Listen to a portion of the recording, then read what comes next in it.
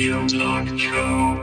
Bienvenue à une nouvelle émission du Visual Studio Talk Show, le podcast où on discute d'architecture logicielle avec la plateforme Microsoft. Je m'appelle Mario Cardinal et à l'animation, je suis accompagné de Guy Barrette. Bonjour Guy. Hey, bonjour Mario, ça va bien? Oui, ça va beaucoup mieux que le mois dernier lorsque tu t'es retrouvé à faire l'enregistrement en solo. Tu m'as fait faux pas la dernière fois. Et je soupçonne que c'est des choses qui sont arrivées à beaucoup de nos auditeurs. J'ai pogné la COVID. Je me suis retrouvé sur... ça n'a pas été dramatique, c'est juste que c'est une mauvaise grippe, là, 2-3 jours sur le dos. Heureusement, j'avais eu mes 4 vaccins, donc je me suis pas retrouvé à l'urgence. Donc, j'ai vécu ça comme une grande personne, à me soigner, et là, je suis revenu à la vie, ce qui fait que je suis ici aujourd'hui. Tu l'as eu moins dur que moi. Moi, ça a été beaucoup plus long. Anyway. Mais ça reste quand même que ça fait là 3 semaines maintenant. La première semaine, quand je jouais au hockey, là, j'avais de la misère. Je voyais que j'avais pas récupéré mon 100%. Puis je dirais que aujourd'hui, quand je joue au hockey, le hockey, c'est un sport très exigeant, donc ça me permet de savoir est-ce que je suis vraiment à 100%. Je dirais que je suis probablement comme encore à 95%. Là. Mais tranquillement, pas vite, je reviens à ce que je connaissais avant. Donc, aujourd'hui, on cherche à...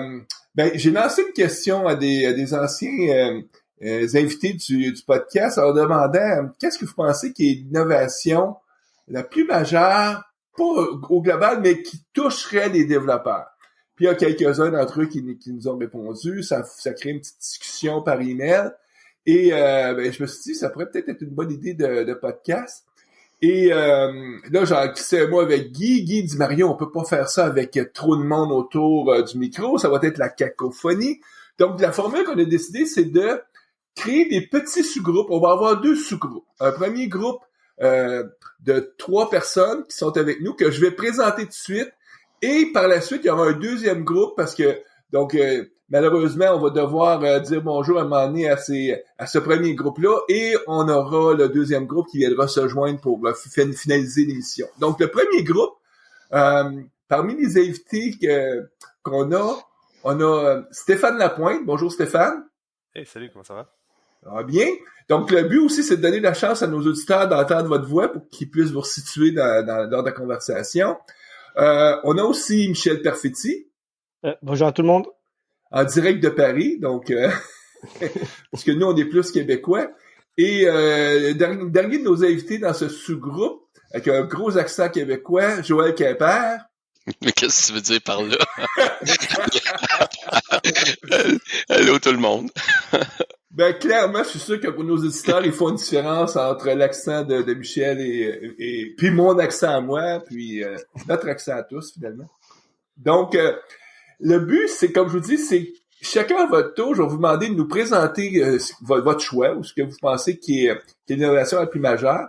Une des choses aussi qu'on va faire, on va mettre un lien sur la page web vers un sondage. C'est-à-dire que chacun des choix de nos invités, on va les mettre dans le sondage et on va demander à nos auditeurs de prendre 2 petites secondes, soit d'aller voter pour un de vos choix ou d'ajouter un choix parce que ça se peut qu'on ait oublié quelque chose ou qu'on n'ait pas vu quelque chose d'évident. Puis, et le mois prochain, on pourra revenir aux auditeurs et leur dire, voici le pourcentage. On a eu tant de monde qui ont pensé que c'était ça l'innovation la plus importante. C'est sûr que nous, c'est difficile de porter un jugement. Chacun, on a des bonnes raisons de croire que notre choix est le plus important.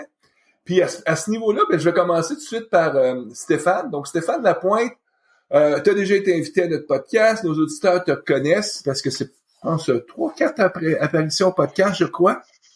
Ouais. Je pense que c'est la 4e fois que je m'assois avec vous. Puis, donc là, si on actualisait un peu ta bio, toujours chez GSoft, je crois, hein? Toujours chez GSoft. Je suis maintenant l'architecte cloud principal chez GSoft. Donc, mais oui, je suis là depuis maintenant 6 ans. Là. Quand on dit architecte cloud principal, c'est parce que chez GSoft, la migration sur le cloud, c'est presque avez-vous encore beaucoup de choses qui sont on-premise ou qui roulent? Non, tout est rendu sur le cloud? Non, je dirais depuis longtemps, il y a à peu près 97-98% des choses sont sur le cloud. Il reste quelques petites affaires on-premise, surtout, mettons, des systèmes d'alarme, des affaires de même. On est complètement sur le cloud en dehors de ces choses-là. Nos produits sont hostés sur le cloud aussi. Ouais. La business roule là-dessus. Puis, donc, Stéphane, on parle de cloud. Quelle serait, toi, ta proposition d'innovation la plus importante? Écoute, je serais cordonnier mal chaussé de dire que c'est pas le cloud, mais puis pour plein de raisons, je veux dire, ça a tellement apporté des transformations majeures dans les compagnies, avec les développeurs, dans la manière d'opérer, de travailler. On fait juste penser au modèle CAPEX, OPEX, qui est avant, des compagnies achetaient des racks de serveurs qu'ils mettaient chez eux ou louaient des fois, dans certains cas, dans des centres de données, des serveurs, des racks de serveurs, mais cette différence-là on dépense upfront pour aller s'acheter de l'équipement, pour l'entretenir chez nous, versus maintenant qu'on paye à l'utilisation. Ça fait une grosse différence dans le côté monétaire, puis aussi dans l'utilisation, parce que de payer à l'utilisation, mais ça rend possible de pouvoir juste se créer une machine virtuelle l'heure qu'on en a besoin, puis l'éteindre après, de la supprimer. Donc, ça vient changer vraiment beaucoup de la manière qu'on travaille. Versus avant aussi, où on était probablement dans un modèle, pour plein d'entreprises, on était dans un modèle où c'était centralisé. On avait un ticket qu'on ouvrait avec IT parce qu'on avait besoin d'ouvrir un port sur Firewalls, parce qu'on avait besoin de se faire créer une VM, on avait besoin d'un service, une base de données, etc. Il fallait toujours passer par IT. Je peux pas dire que c'est toutes les compagnies qui sont passées à un modèle décentralisé, mais ça a quand même apporté beaucoup de compagnies à changer vers un modèle décentralisé, où est-ce que les gens créent leurs propres ressources maintenant. Bon, okay, ça crée d'autres problèmes aussi, mais je veux dire, mais ça, fondamentalement, ça a changé comment les compagnies habituellement.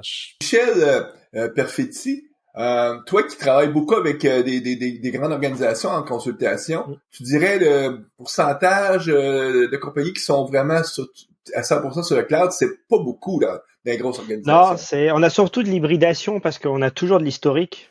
Et c'est là que ça devient intéressant et compliqué en même temps. Le cloud, c'est arriver à faire cohabiter ces deux mondes, partager un même modèle opérationnel et même sécurité. Et je trouve que c'est ça qui rend le cloud intéressant, c'est une confrontation ces deux mondes sans avoir à les faire opposer. Mais oui, on n'a jamais que du pure cloud, ou alors vraiment des petites sociétés pure player qui existaient pas il y a encore 2-3 ans ou 5 ans, qui avaient jamais eu l'occasion d'avoir de l'infra, mais sinon toutes les sociétés ont de l'hybridation. Puis ça, le cloud, où ça a changé beaucoup. Pour moi, comme entrepreneur, je me souviens des années 90, début 2000, quand tu voulais démarrer ton entreprise, il fallait que tu penses justement que tu aurais besoin de beaucoup d'investissements pour acheter des serveurs, en tout cas si tu voulais offrir un service. Le cloud a totalement changé la dynamique de coût à ce moment-là. Joël, toi, t'as participé, je pense, à des startups. Tu l'as sûrement vécu beaucoup là, de la diminution de coûts d'infrastructure que ça demande. Ben oui, en fait, la première quand j'étais chez Humano, on n'avait pas d'on-prem. Fait que on opérait 100% avec des services cloud. Là. Puis on essayait de focuser le plus possible sur le haut de la pile, là, SaaS, PaaS. On essayait plus on était capable d'être SaaS, prendre de quoi qui existe déjà, pour en faire nos campagnes de marketing, faire notre comptabilité, whatever. Là, on prenait tout le temps des produits qui étaient SaaS, comme ça on avait encore plus de bénéfices. Là, on gérait rien d'infra. Là. Donc, Stéphane, tu nous disais le CAPEX, les immobilisations versus les dépenses courantes, ça a beaucoup changé, ça, le cloud. Mais ça l'a fait plus que ça, le cloud. Ça a changé totalement notre façon qu'on développe du logiciel. Ouais, ça a changé la manière qu'on change le logiciel, puis la vitesse d'innovation qui est possible aussi. Comme on parlait, d'avoir à attendre après de l'infrastructure, parce que ça te prenait 4 jours. En tout cas, il fallait beaucoup de planning d'avance pour dire, OK, ben il faut prévoir 1 semaine ou 2 parce qu'on a besoin de ça avec IT. S'ils n'ont pas le stock, mais il faut qu'ils le commandent, etc., etc. Fait que déjà là, ça mettait des fois un frein à la vitesse à laquelle on pouvait avancer. Aujourd'hui, on a besoin d'une machine, on a besoin d'un service web, on a besoin de quelque chose qui est hosté passe. En 2-3 minutes, des fois 15 minutes, c'est fait, c'est réglé. La seule affaire après ça, c'est que là, les gens, ça les rend beaucoup plus autonomes, tout dépendant du modèle d'opération qui est dans l'organisation. Si les gens ont cette souplesse-là, ben, ils sont capables d'aller ultra rapidement. Ils peuvent aller au marché, tester vraiment rapidement des choses. En même temps, là, ça vient créer d'autres. Il y a une réalité qui vient avec ça aussi, parce que là, si c'est plus totalement l'équipe d'IT qui gère ça, puis qui est le noyau, puis le gardien de tout ce qui se passe, ben là, il y a des changements dans la gouvernance. Ça fait que comment les équipes vont être responsables des coûts, comment que la sécurité est embarquée alentour de ça. Ça fait que ça vient aussi drastiquement, pour les gens qui adoptent ce modèle-là, changer aussi le modèle d'opération, puis la responsabilisation de comment les choses s'opèrent. Mario, il faudrait juste pas oublier de présenter Michel et Joël. Oui, mais avant de leur donner la chance de présenter leur chose, Guy, toi aussi t'es dans le camp de Stéphane. C'est-à-dire que pour toi, Guy, l'innovation la plus majeure, c'est le cloud. Absolument. Quelques exemples. En 2000, je fais un site pour une grande société là, québécoise. Là. Alors il faut commander le matériel parce que c'était on-premise. Fallait commander des serveurs, fallait installer load balancer, tout ça. On en avait pour des mois à approuver les budgets, tout ça. C'était super long. Il faut ensuite installer tout ce matériel-là. Ça prenait des semaines. La configuration, c'était vraiment compliqué. Écoute, un load balancer sur 2 serveurs là, en 2000, là, c'était comme c'était tout nouveau. Là, tout le monde apprenait un petit peu. Là. Puis on pouvait pas nécessairement déployer directement sur ces machines-là. Fallait tester sur nos postes puis ou sur un petit serveur à part. Donc maintenant, je me crée un script Terraform ou Bicep ou Pulumi. Je crée un environnement de test. Je crée tout ça. Ça prend même pas 5 minutes, ça prend 2 minutes. Je déploie mon application. Je fais mes tests, puis ensuite j'arrache tout ça, je détruis tout ça. Ça aurait été impensable à faire là à cette époque-là. Donc ça, c'est un excellent exemple. À l'époque, une des contraintes majeures, c'était justement l'infrastructure, en tout cas les délais d'infrastructure. Aujourd'hui, la contrainte la plus majeure, c'est les délais de conception du logiciel ou du produit. Mais encore là, un autre point ici là pour le cloud. Je donnais une formation il y a 2 ans à peu près là, et puis c'était une société de la Couronne. Et puis un des features du logiciel qui devait transporter sur le cloud, sur Azure, il y avait un module qui traduisait des phrases. Et puis eux utilisaient une librairie qu'ils avaient achetée. Puis c'était super compliqué là, l'autorisation là, puis la façon de s'authentifier là-dessus. Puis c'était un vieil objet là, fait que OK, dans le cloud, comment qu'on fait? Fait que on était vers la fin de la journée de la formation, puis tu sais, les questions commencent, puis fait que là je dis moi. OK. Dans Azure, il y a ce qu'on appelle les services, les cognitive services que vous pouvez peut-être regarder. Le lendemain, en commençant la formation, le développeur qui travaillait sur ce module-là, finalement, il dit, écoute, j'ai testé ça hier, j'ai fait une preuve de concept, tout ça marche, je vais pouvoir arracher toute ma librairie là legacy, puis je vais pouvoir utiliser ça. Donc, là où il y avait un frein auparavant, avec le cloud, maintenant, là, c'est comme il y a tant de services qui sont disponibles que c'est incroyable là, pour les possibilités qu'on a en tant que développeur. Ouais, donc, tu sais, souvent, on va dire c'est une forme de dématérialisation, puis quand on dématérialise, souvent on enlève les contraintes physiques, mais dans ce cas-là, c'est plus que les contraintes physiques, c'est des contraintes même techniques. Michel Perfetti, je vais te passer la rondelle, si on joue au hockey, ou je vais te passer le ballon parce que pour toi, je pense que c'est plus le foot. Est-ce que je me trompe? Ou d'autres sports, hein? Ça m'arrive plus souvent de voir un ballon de foot en France qu'un palais de hockey. Hein. Palais. On dit pas ça au Québec, un palais. Je sais bien. Donc, Michel. Je sais bien. Toi aussi, je pense que t'as une 4-5 apparitions au podcast. Donc, ta situation n'a pas changé. T'es toujours chez Selensa? Toujours, oui. Je suis directeur technique. Je m'occupe de tous les sujets autour du cloud à Selensa. Généralement, ça passe par de la création d'infrastructures ou même la sécurisation. C'est plutôt ces types de sujets-là qu'on fait actuellement. Mais toi, tu n'as pas choisi le cloud comme innovation la plus importante. Donc, quel est ton choix? Puis donne-nous ton argumentaire. Alors, pourquoi j'ai pas choisi le cloud? Parce que je me suis dit, je pense qu'il y a un autre sujet qui a permis de faire en sorte que le cloud soit le cloud qu'on connaît aujourd'hui. Et je pense que c'est plus proche de l'utilisateur. Et pour moi, je pense qu'il y a vraiment drivé qui a pas mal changé notre façon de développer. C'est le smartphone. Enfin, quand je dis smartphone, c'est soit le smartphone lui-même ou l'iPad, mais le fait d'avoir un ordinateur qui peut tenir, qui est plus petit qu'un PC, qui peut tenir dans une poche, qui est totalement connecté à Internet. On n'a pas de vrai clavier, vraie souris, on passe par des doigts.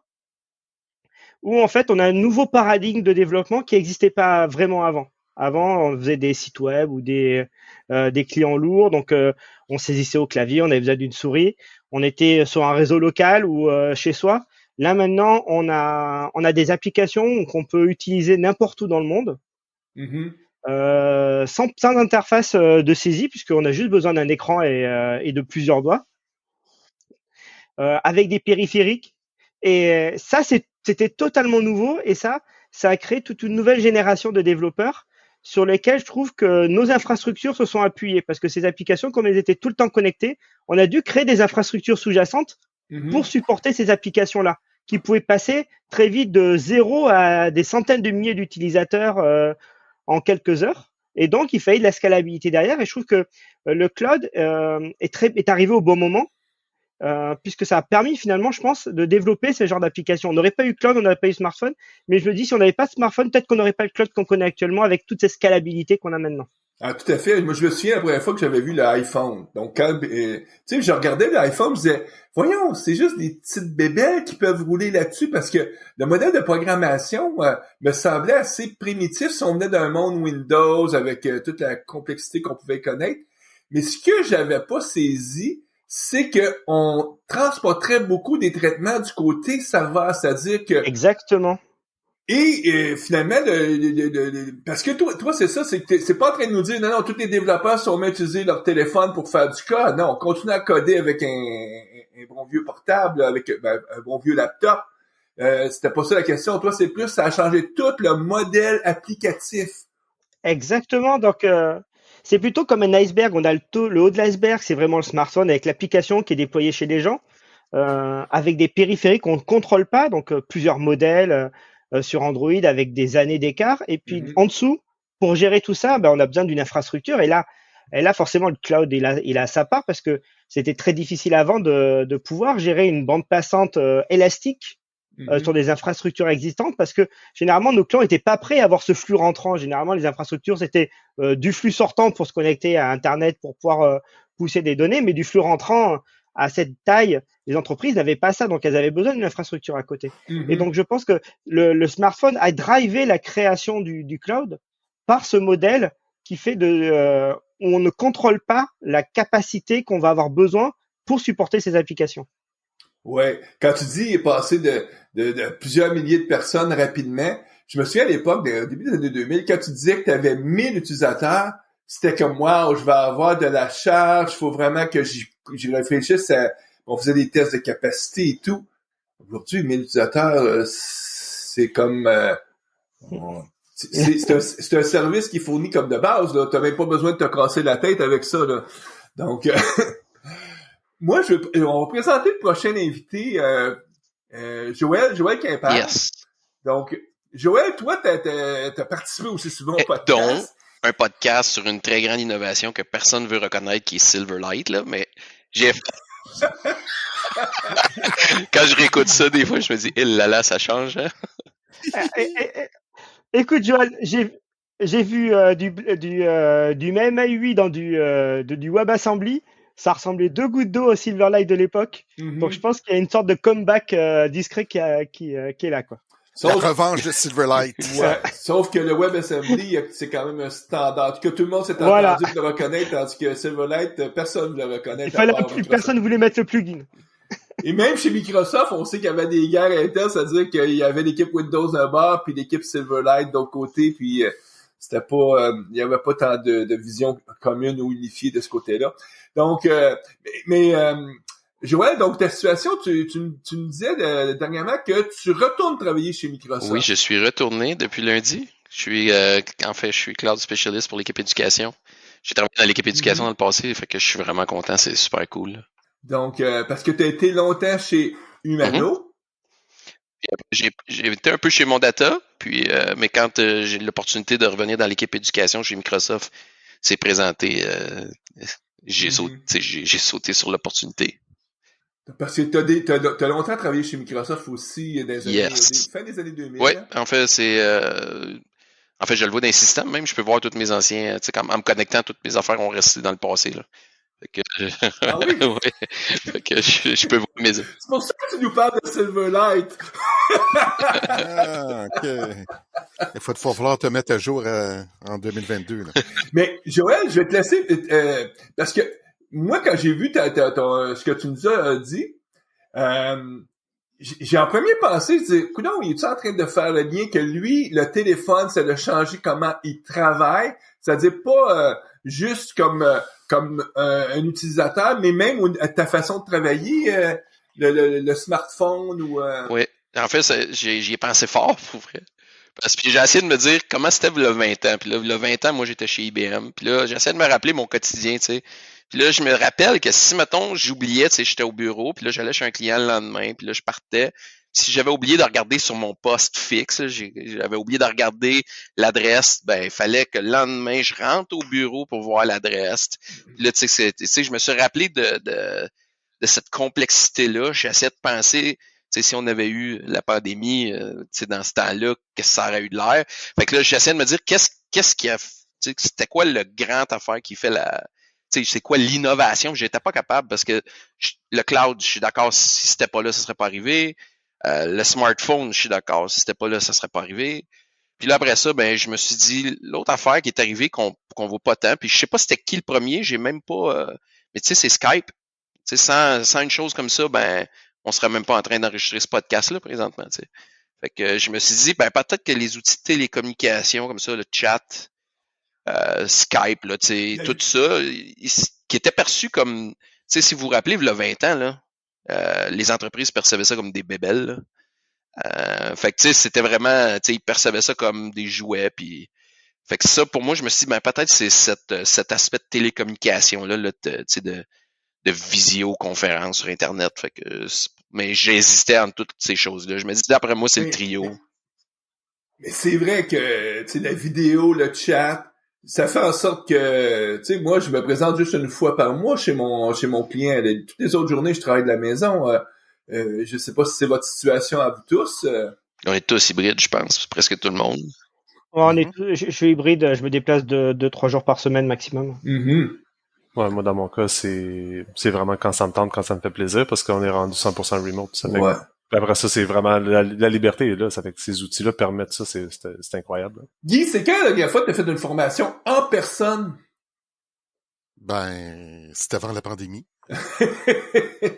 Avant la pandémie. Ah ouais. La pandémie c'est avant qu'on dise en personne.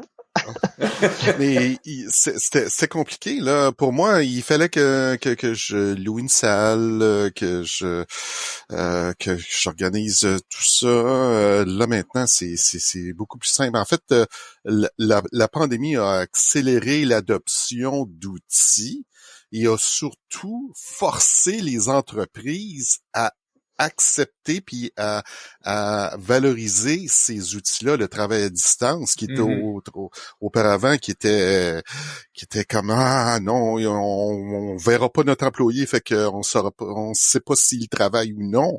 Mais finalement, hein, que tu sois en fait, t'es peut-être même plus productif pour la plupart, là, 99% des cas, là, t'es peut-être même plus productif à la maison. C'est sûr qu'il y a des emplois qui ne le permettent pas, mais dans notre cas, c'est génial, là. Donc, ça permet aux entreprises d'embaucher quelqu'un qui est à l'autre bout de la planète, qui aurait peut-être pas été embauchable avant. Puis ça permet d'avoir des équipes là, qui sont peut-être plus fortes qu'elles étaient auparavant.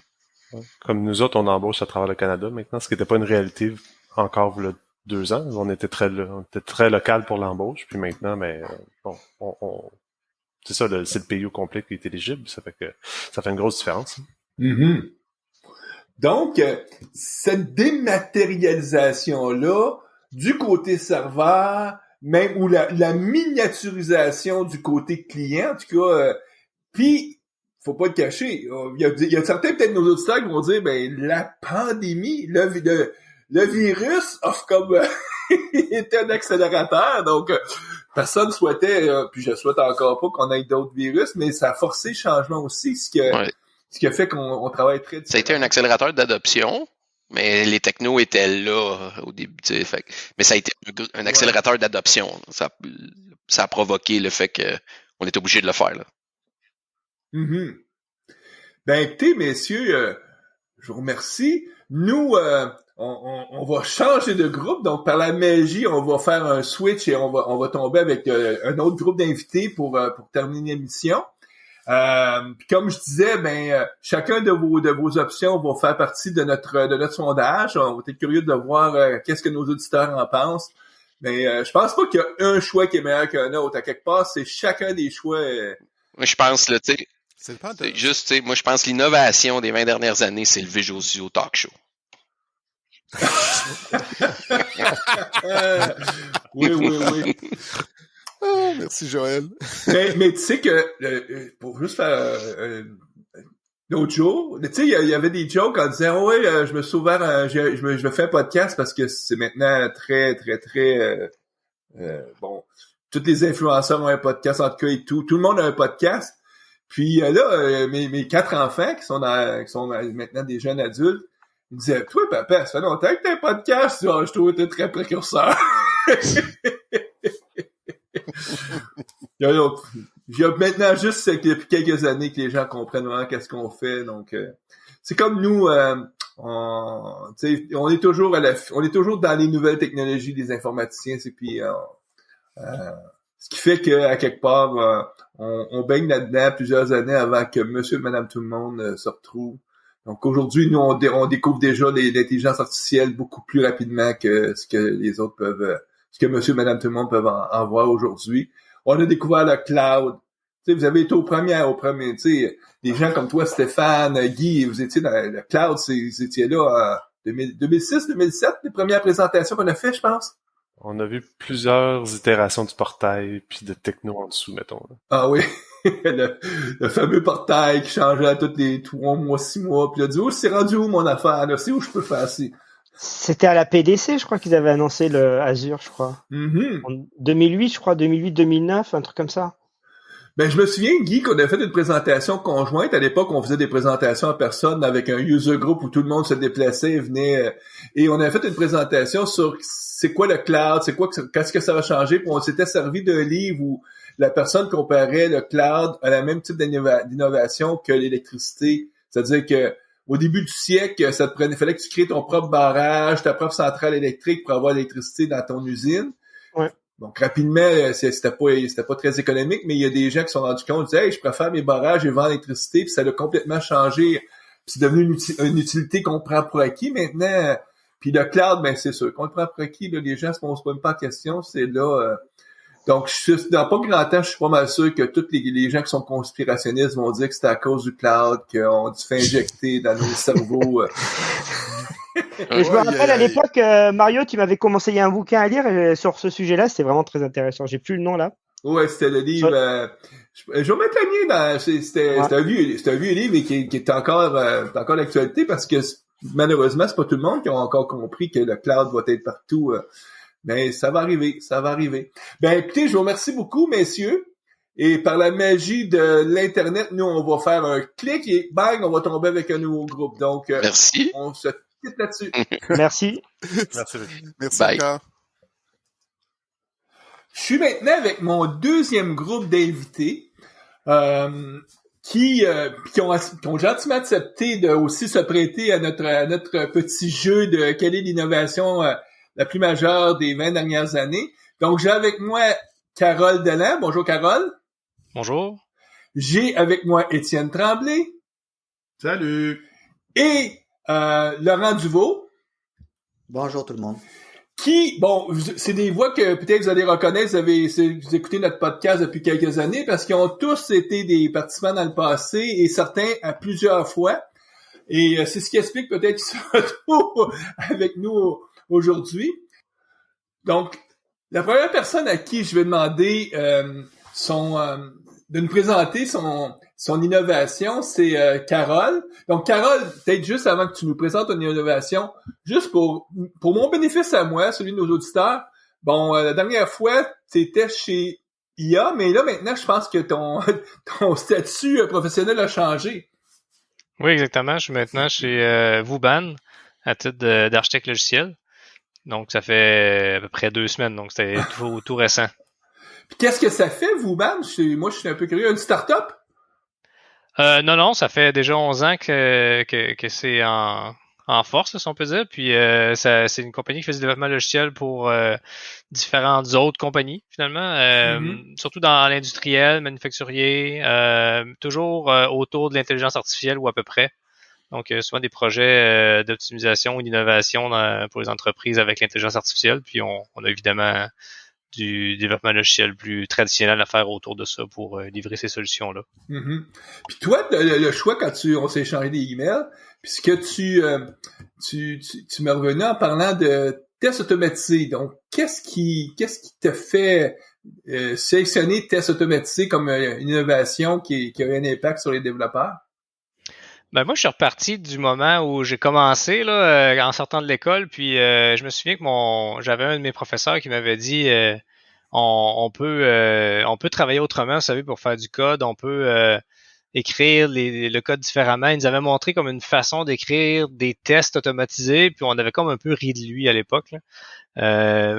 Sûrement par manque de connaissances, là, évidemment, mais bref, on n'avait pas compris, je pense, à ce moment-là. Puis, on a commencé à travailler pour tout le monde, puis on a travaillé d'une certaine façon. On faisait nos tests manuellement, on cliquait dans l'écran, on faisait nos tests de développeurs. Puis souvent, là, quand on travaillait en waterfall, ben on avait quelqu'un d'autre qui venait vérifier aussi après nous. Puis après coup, une chose qui a vraiment beaucoup changé, c'est quand on a dit aux développeurs, ben là, vous devriez commencer à faire des tests automatisés.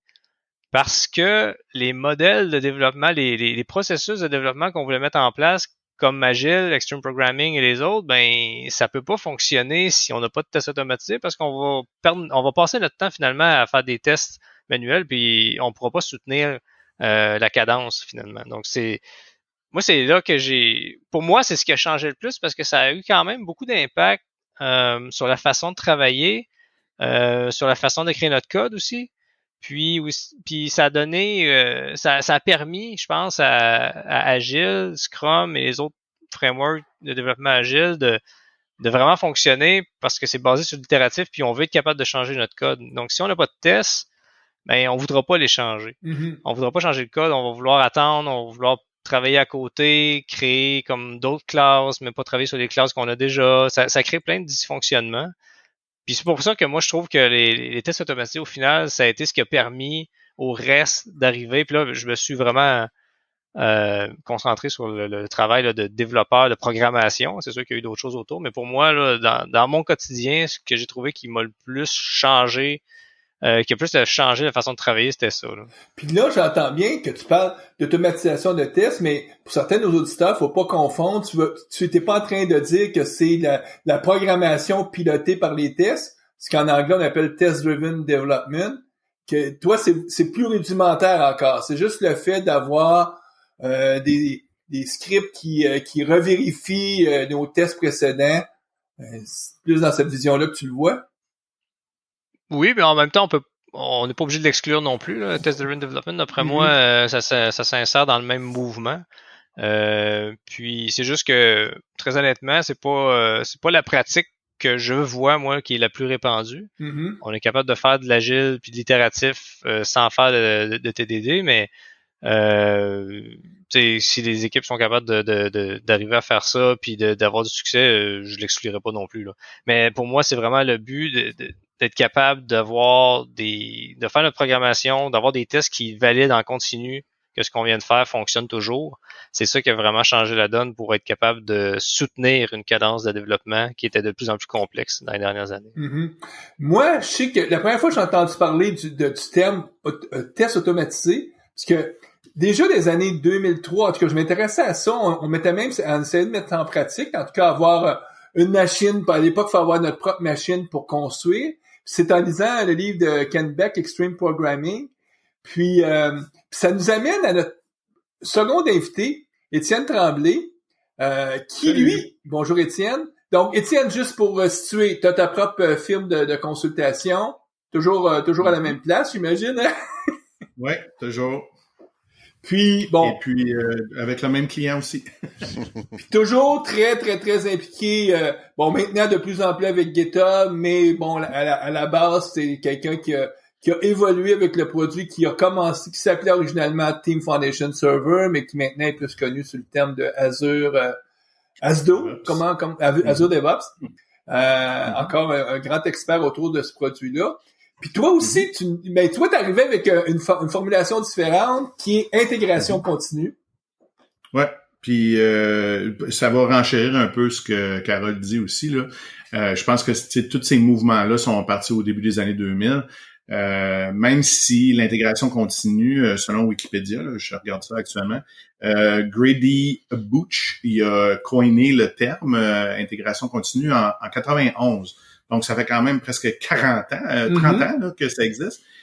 Sauf qu'évidemment, lui, il préconisait de faire une compile par jour, là, si on veut. Là. Ouais. Puis en programmation extrême, donc en extreme programming dans le début des années 2000, ben, eux autres, ils disaient non, faut le faire à chaque fois qu'on fait un commit, il faut faire un build.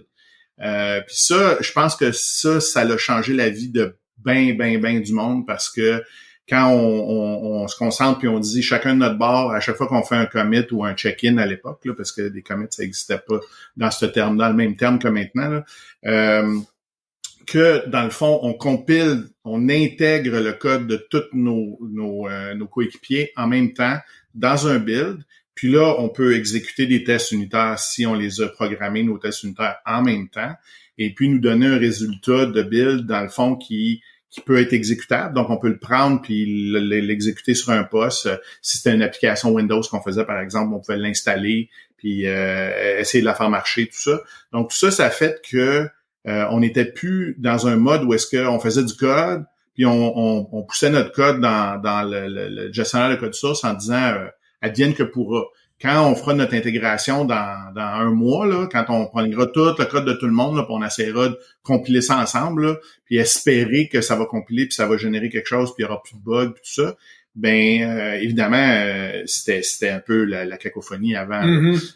Le fait maintenant qu'on peut, à chaque fois, depuis qu'on fait de l'intégration continue, qu'on peut compiler notre code à chaque fois qu'on fait un changement, déjà, ça nous valide que ça compile, ce qui était même pas le cas avant. Puis en plus, on peut l'exécuter, on peut exécuter des tests unitaires, tout ça. Donc c'est ça, moi je pense que ça a changé beaucoup la façon qu'on programme actuellement. Puis là, tu sais, si on va un petit peu plus loin avec le CD maintenant, qui est le déploiement continu aussi, c'est écoute, on le compile avec un commit, puis en plus on le déploie jusqu'en production potentiellement. Donc, tu sais, c'est tout ça, ça vient à la base de l'intégration continue. Donc, donc c'est essentiellement la fameuse boucle de rétroaction, mais en utilisant les tests pour nous donner le feedback. En temps normal, j'irai tout de suite vers notre troisième invité, mais puisque moi, si on me poserait la question, qu'est-ce qui est l'innovation majeure, c'est quelque chose qui est comme la suite de ce que vous avez amené, parce que pour moi, l'innovation majeure, elle vient, ça a pris le cloud, c'est sûr, comme fondation, ça a pris aussi Git, c'est-à-dire des engins pour gérer le code source distribué, puis sur Git, il y a une petite compagnie à l'époque, dans les années 2007-2008, qui s'appelle GitHub, qui est plus maintenant une petite compagnie, qui a même été achetée par Microsoft depuis plusieurs années maintenant, qui, eux, ont développé une façon de avoir la boucle de rétroaction encore plus évoluée, qui est le pull request.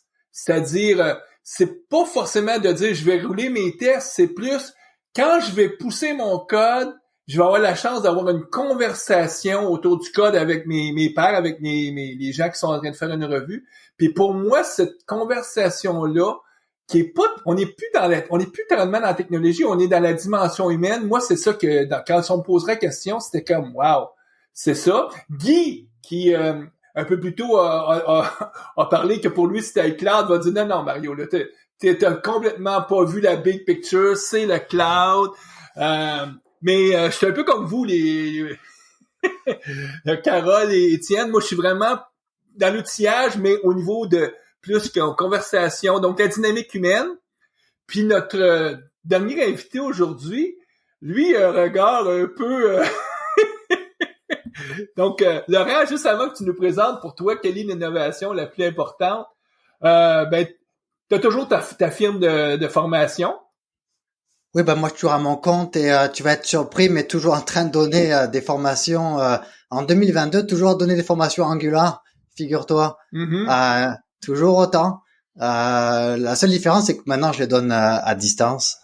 Comme pas mal de monde travaille à distance. Mm-hmm.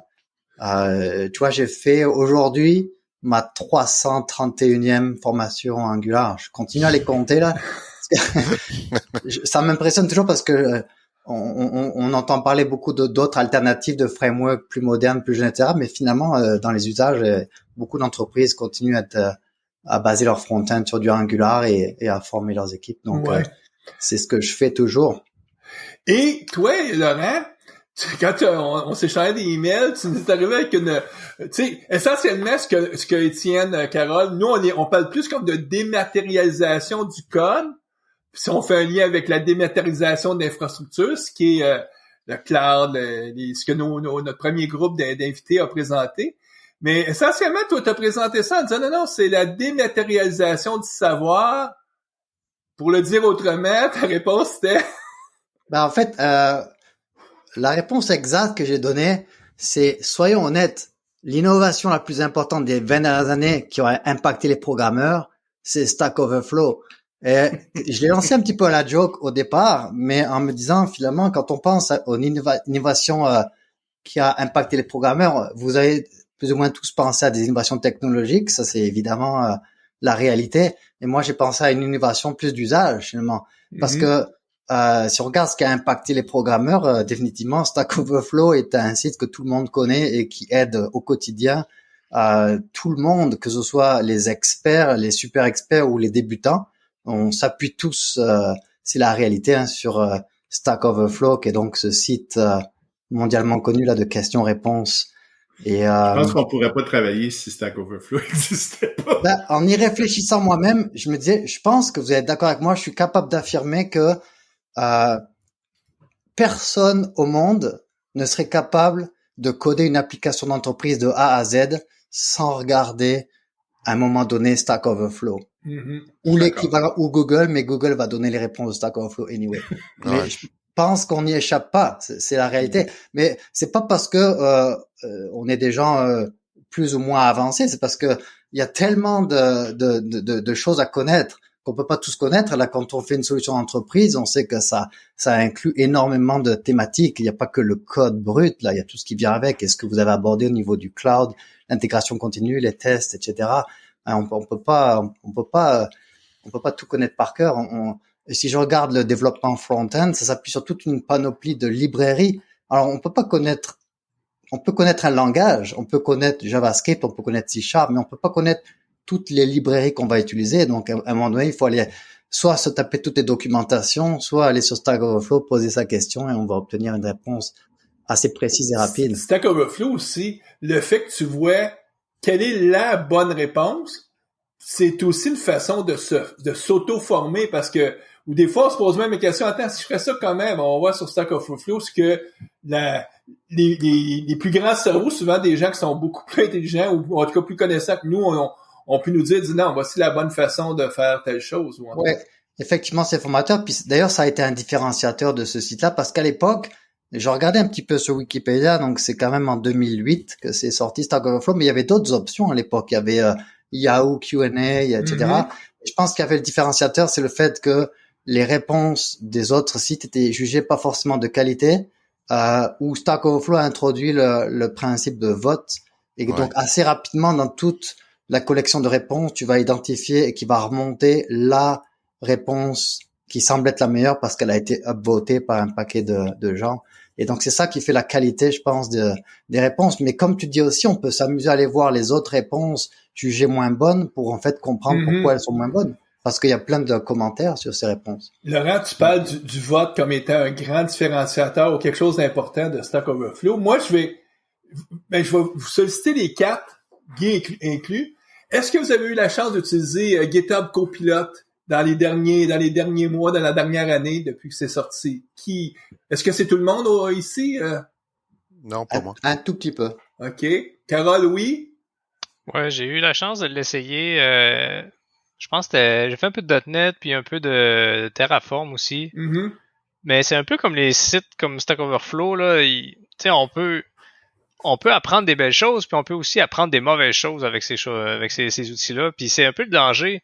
Je voyais des gens au début qui publiaient des codes sources générés par Copilot qui disaient non, vous allez mal apprendre aux gens comment développer avec ça, parce que là, vous respectez pas les bonnes pratiques, mettons, de ASP.NET. Puis là, mais c'est parce qu'en fait, on analyse le code que tout le monde fait. Fait que si tout le monde fait mal, on a des mauvaises suggestions. Fait que c'est un peu le danger de ça, mais je pense que le modèle, en tout cas, ça va s'améliorer avec le temps, mais c'est un peu le danger. Puis même chose pour Stack Overflow, des fois on trouve des mauvaises réponses, puis on prend ça comme la réponse, puis combien de fois on avait un développeur qui dit je sais pas qu'est-ce que j'ai fait, je l'ai copié sur Stack Overflow, puis ça s'est bien marché. Ouais, mais non. Mais Carole, tu as lu dans mes pensées parce que moi je vais amener GitHub Copilot parce que je pense qu'on referait cette émission ici dans 10 ans. Je sais pas si le podcast va exister encore dans 10 ans, mais probablement que beaucoup de gens vont nous dire c'est GitHub Copilot qui est l'innovation la plus majeure parce que c'est quand même assez phénoménal la qualité. Moi, je veux dire la qualité du code qui me génère, mais comme tu dis, il réfère quand même au code existant s'il y a des mauvaises pratiques. Donc, contrairement à Stack Overflow où les gens votent, là, c'est un algorithme qui vote ou qui décide pour toi. Puis là, c'est les discussions que du monde ont sur la toile de ce temps-ci autour de GitHub Copilot en disant est-ce que les algorithmes sont plus fiables que des sites où est-ce que les gens eux-mêmes un peu ce que Wikipédia fait ou est-ce que c'est le monde qui décide qu'est-ce qu'il a puis ce qu'a fait Stack Overflow. On va voir à l'usage Étienne, je te vois sourire. Non, c'est parce que tu tombes dans un sujet qui est un peu nébuleux, qui sort un peu du concept, puis que on pourrait potentiellement avoir un autre podcast là-dessus. C'est sur le AI en général, comme si tu regardes DALL-E, puis tu regardes ces choses-là, où qu'est-ce qui est généré par ça? C'est-tu de l'art? C'est de l'art, mais c'est un AI qui l'a fait. Donc, le code qui est généré par Copilot, est-ce que c'est vraiment du code ou c'est du code volé puis tout mis ensemble? C'est pour ça que d'ailleurs, GitHub est sur la sellette un peu sur beaucoup d'affaires d'un point de vue éthique. Est-ce que tu es en train de voler du code qui provient de lui-même? Parce que les autres, ils ont accès à tout le code qu'il y a sur GitHub. Donc, est-ce que tu es en train de voler du code de quelqu'un d'autre pour générer du code à d'autres mondes? Mais c'est ça, c'est un sujet très intéressant. C'est pas du vol de code parce que il modifie en fonction de tes noms de variables, de ta convention. Écoutez, moi, des fois, je tombe sur le cul de voir qu'est-ce que Copilot me propose, et à un tel point que je suis pas sûr qu'aujourd'hui, revenir à programmer sans Copilot, que j'aimerais ça. Puis ça m'amène, puis il y a d'autres outils d'intelligence artificielle maintenant qui émergent, comme un qui s'appelle Lex, là, c'est pour les gens pour écrire. Puis il y a du monde qui disent que les autres sont plus capables de plus utiliser Lex pour écrire leur email et tout. parce que justement, ça les aide. Je sais que là, on est en train un peu de sortir du sujet, là, donc, mais je voulais comme terminer. Mais regarde à l'époque, là, Mario, quand l'IntelliSense est sortie dans Visual Studio, au début, les gens disent, voyons donc, là, ça nous crache les méthodes là directement à l'écran. Là, on n'aura plus besoin de s'en souvenir. Là, ça va être trop facile et tout ça. Maintenant, est-ce que tu es capable de te passer de l'IntelliSense? Plus vraiment. Donc, on verra dans le futur, mais je voulais comme terminer notre petit tour de roue sur ce petit clin d'œil-là, sachant que je vois un lien, moi, très étroit entre Stack Overflow. Je me pose même la question si Stack Overflow va pouvoir résister à GitHub Copilot avec les années. Le fait que les votes, puis c'est des vrais êtres humains qui votent, puis tout ça, ça va peut-être être le différenciateur. On verra, là, je suis loin d'être capable. Il y a des petites faiblesses à Stack Overflow dans le sens où des fois, il y a des questions-réponses qui vieillissent pas mal plutôt. Ça, c'est je pense, c'est la faiblesse de Stack Overflow. C'est de dire, il y a une réponse dans le temps, là. Tu sais, je me fais voter des réponses qui étaient correctes il y a 4-5 ans. Mais là, tu me fais voter en 2022 parce que, bon, il y a quelque chose qui a changé. Il y a des nouvelles librairies ou whatever. C'est un peu bête à un moment donné. Il faudrait fermer, au bout d'un certain temps, il faudrait que... closer le thread. C'était à l'époque, c'était ça, là. Ouais. Puis maintenant, tu sais, comme Laurent disait tantôt, il y a juste trop d'affaires, puis ça change trop vite. Fait que là, comment on peut tout savoir, c'est impossible. Fait que là, avoir des ressources comme Stack Overflow, je trouve que c'est important et je veux dire, on pourrait pas travailler sans ça. Mais en même temps, comme tu dis, Guy, je pense que de donner une vie utile à la réponse, c'est de dire, regarde, ça c'était pour .NET 3.1. Puis on est rendu à .NET 8. Fait que peut-être que c'est pas la bonne réponse maintenant, tu sais, je veux dire. Mais effectivement. Pour revenir à la suggestion ou la proposition de Laurent, moi, si j'avais à choisir entre des pull requests puis Stack Overflow, je suis obligé de dire, je pense que si je peux pas garder, c'est sûr, si je peux garder les deux, j'ai vu les deux, mais je suis obligé de dire, je fais Stack Overflow. Carole, Étienne, test automatisé ou Stack Overflow?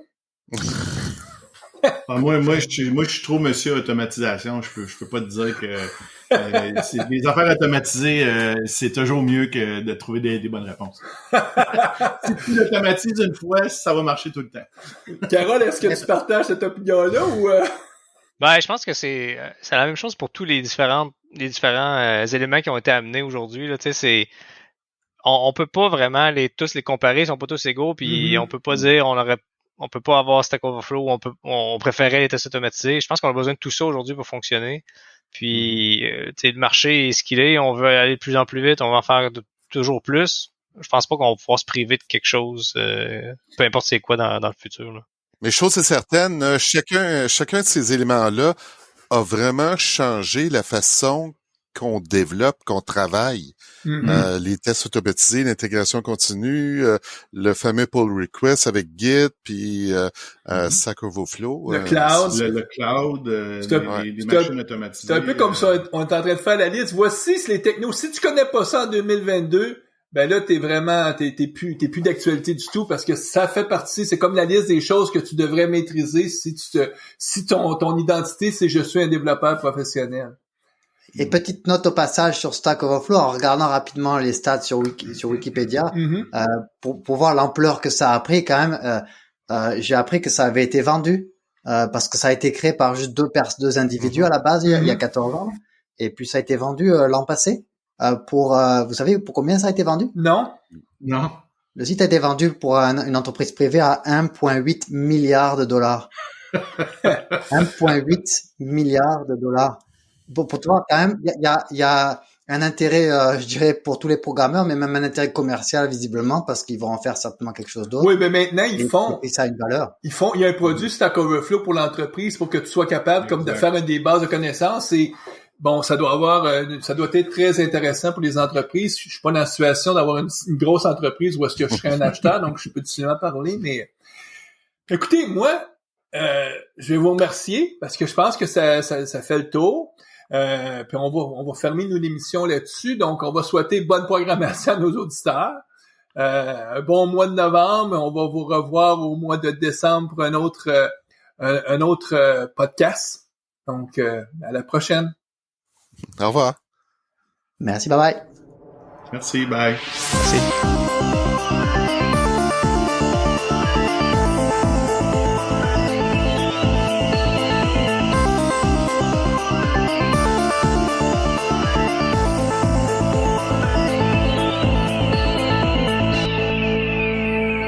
Visual Studio Talk Show.